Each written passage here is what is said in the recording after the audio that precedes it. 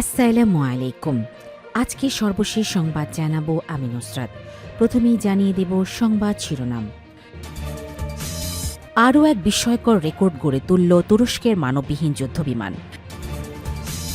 নির্বাচনকালে এনসিপির কোনো কার্যক্রমে থাকছেন না নুসরাত তাবাসসুম।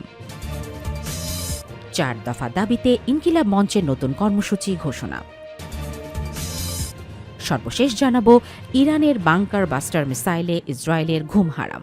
শিরোনাম শুনলেন, এবারে বিস্তারিত। আরও এক বিস্ময়কর রেকর্ড গড়ে তুলল তুরস্কের মানববিহীন যুদ্ধবিমান। আকাশ প্রতিরক্ষা ইতিহাসে আরও একটি রেকর্ড গড়ার দাবি করেছে তুরস্ক। দেশটির শীর্ষ ড্রোন নির্মাতা প্রতিষ্ঠান বাইকার এই নতুন রেকর্ড গড়ার দাবি করেছে। কোম্পানিটি রবিবার জানিয়েছে তাদের তৈরি জেট চালিত বায়রাক্তার কিজিলেলম মানববিহীন যুদ্ধবিমান বিশ্বে প্রথমবারের মতো সম্পূর্ণ স্বয়ংক্রিয়ভাবে ক্লোজ ফরমেশন ফ্লাইট পরিচালনা করছে। উন্নত কৃত্রিম বুদ্ধিমত্তা নির্ভর পরিচালনা প্রযুক্তি ব্যবহার করে এই ফ্লাইট সম্পন্ন হয়।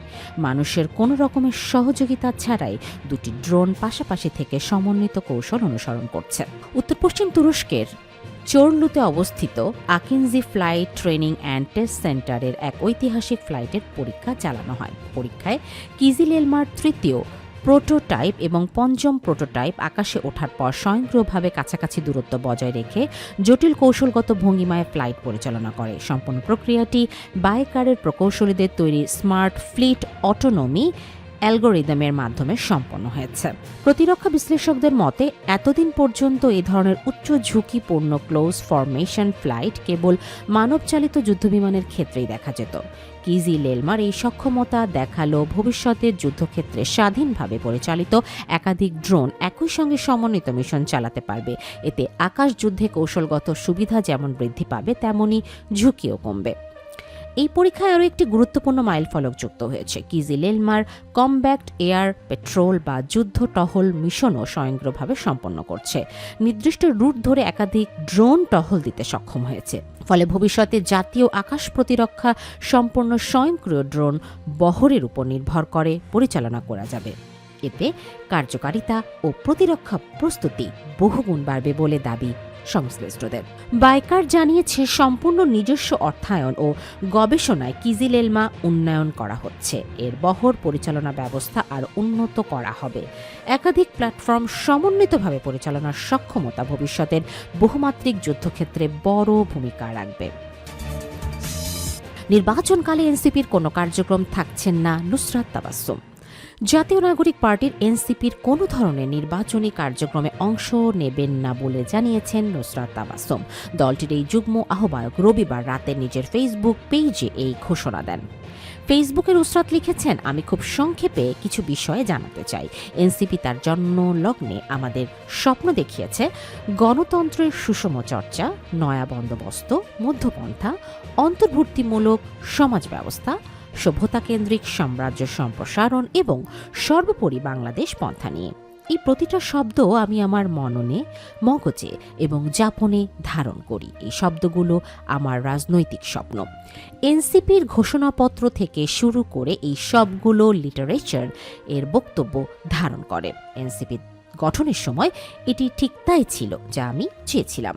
নুসরাত আরও লেখেন, আজ 28 ডিসেম্বর ঠিক 10 মাস পর জামাত ইসলামী সহ 10 দলীয় জোটের বিভিন্ন শর্ত সাপেক্ষে অংশগ্রহণের মাধ্যমে আমি মনে করি এনসিপি সর্বোচ্চ নেতৃবৃন্দ এবং নীতি নির্ধারকেরা নিজেরাই এনসিপির মূল বক্তব্য থেকে চ্যুত হয়েছেন। বিশেষ করে বিভিন্ন সময়ে জনাব আহ্বায়ক নাহিদ ইসলাম মহোদয় থেকে শুরু করে বিভিন্ন গুরুত্বপূর্ণ দায়িত্বশীলদের আমরা 300 আসনে প্রার্থী প্রদান করার ঘোষণা দিতে শুনেছি। এমতাবস্থায় তৃণমূল পর্যন্ত বিশেষ করে মনোনয়ন নেয়া ব্যক্তিগণের সাথে এই জোট ঘোষণার মাধ্যমে প্রবঞ্চনা করা হয়েছে বলে মনে করি। এই সমস্ত ঘটনাবলীর প্রেক্ষিতে আমি নুসরাত তাবাসসুম, যুগ্ম আহ্বায়ক, জাতীয় নাগরিক পার্টি, নিজেকে প্রাথমিকভাবে নির্বাচনকালীন সময় পার্টির সব কার্যক্রম থেকে নিষ্ক্রিয় করছি এবং অবস্থা পুনর্বিবেচনাক্রমে যে কোনো চূড়ান্ত সিদ্ধান্ত নেওয়ার ঘোষণা করছি। নুসরাত কুষ্টিয়া 1 দৌলতপুর আসনে এনসিপি থেকে প্রার্থী হয়ে নির্বাচন করতে দলীয় মনোনয়ন কিনেছিলেন। 4 দফা দাবিতে ইনকিলাব মঞ্চের নতুন কর্মসূচি ঘোষণা। ইনকিলাব মঞ্চের মুখপাত্র শহীদ শরীফ ওসমান হাদির হত্যাকারীদের দ্রুত গ্রেফতার ও বিচারের দাবিতে নতুন কর্মসূচি ঘোষণা করেছে ইনকিলাব মঞ্চ। সংগঠনটির সদস্য সচিব আব্দুল্লাহ আল জাবের সারা দেশের শিক্ষার্থী এবং সাধারণ জনগণকে ঢাকায় এসে অবস্থান গ্রহণের আহ্বান জানিয়েছেন। রবিবার ২৮ ডিসেম্বর দিবাগত রাতে দিনের অবরোধ কর্মসূচি স্থগিত ঘোষণা করে ৪ দফা দাবি তুলে ধরে পরবর্তী কর্মসূচির ঘোষণা দেন তিনি। আব্দুল্লাহ আল জাবের বলেন, যারা এই হত্যাকাণ্ড সংগঠিত করেছে, যারা পরিকল্পনা করেছে, যারা সহায়তা করেছে এবং যারা পলায়নে সহযোগিতা করেছে, পুরো খুনি চক্রকে গ্রেফতার করে আগামী ২৪ দিনের মধ্যে বিচার সম্পন্ন করতে হবে। ৪ দফা দাবির মধ্যে রয়েছে: ১. খুনের পরিকল্পনাকারী, সহায়তাকারী এবং আশ্রয়দাতা পুরো চক্রের ২৪ দিনের মধ্যেই বিচার সম্পন্ন করা। ২. বাংলাদেশে অবস্থানরত সকল ভারতীয়দের ওয়ার্ক পারমিট বাতিল করা। ৩. ভারত আশ্রয় দেওয়া খুনিদের ফেরত দিতে অস্বীকৃতি জানালে আন্তর্জাতিক আদালতে মামলা দায়ের। ৪.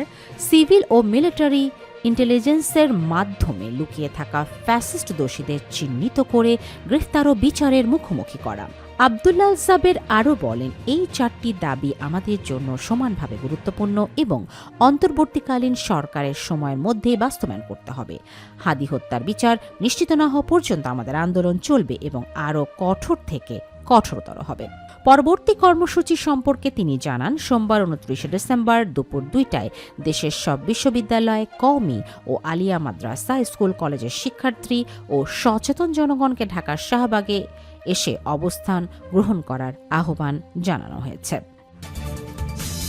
ইরানের বাংকার বাস্টার মিসাইলে ইসরায়েলের ঘুম হারাম। মধ্যপ্রাচ্যের ভূ রাজনীতিতে দীর্ঘস্থায়ী উত্তেজনার নাম ইরান ইসরায়েল। মধ্যপ্রাচ্যের ভূ রাজনীতিতে দীর্ঘস্থায়ী উত্তেজনার নাম ইরান ইসরায়েল। সাম্প্রতিক সময় ইরানের সামরিক প্রযুক্তিতে বাংকার বাস্টার ব্যালিস্টিক মিসাইলের সংযোজন এই অঞ্চলের চিরচেনা সমীকরণ আরও ওলটপালট করে দিয়েছে। প্রতিরক্ষা বিশ্লেষকদের মতে, ইরানের এই নতুন কৌশল ইসরায়েলের দীর্ঘদিনের সামরিক শ্রেষ্ঠত্ব এবং তাদের নাগরিকদের অভেদ্য নিরাপত্তা বলয়কে সরাসরি চ্যালেঞ্জের মুখে ফেলেছে। ইসরায়েলের প্রতিটি আবাসন, স্কুল বা হাসপাতাল সবখানেই মামাদন, আবাসিক সুরক্ষা কক্ষ বা মিকলাত পাবলিক শেল্টার থাকা বাধ্যতামূলক। দশকের পর দশক ধরে ইসরায়েলিরা এই কংক্রিটের বাংকারগুলোর উপর আস্থা রেখে এসেছে। তাদের সামরিক দর্শনের অন্যতম ভিত্তি হল নাগরিকদের সুরক্ষিত রেখে শত্রুর উপর বিধ্বংসী হামলা চালানো।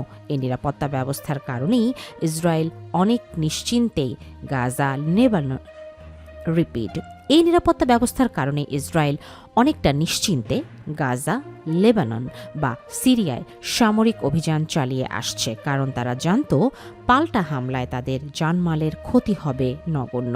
তবে ২০২৪-২০২৫ সালে ইরানের ধারাবাহিক ক্ষেপণাস্ত্র হামলার পর দৃশ্যপট বদলাতে শুরু করেছে। তেহরান এখন এমন ব্যালিস্টিক মিসাইল তৈরি করছে যা উচ্চ আকাশ থেকে প্রচণ্ড গতি ও অভিকর্ষজ শক্তিকে কাজে লাগিয়ে মাটির গভীরে থাকা কংক্রিটের বাংকার ভেদ করতে সক্ষম।